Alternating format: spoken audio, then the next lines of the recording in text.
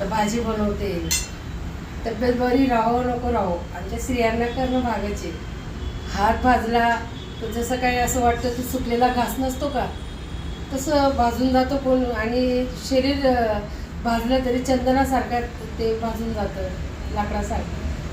पण असं कोणी विचारायला येत नाही तुला चटका लागला का, काही घेणं देणं नसतं बरं का. इकडे गोष्ट आहे मात्र कोणालाच घेणं देणं नसतं.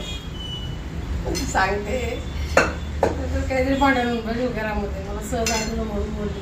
भांडू नका फक्त, पण कधी कधी स्त्रियांना पण आराम द्यायला पाहिजे बरं का. भांडण्याची तात्पर्य माझं तेवढंच आहे. भाजी बनवली छोलेची, थोडी थकलेली होती ना आज, मग आता बरं वाटतं, एकदम छान वाटतंय. तर म्हटलं चला आमच्या माहेरची माणसांशी बोलून घेऊ.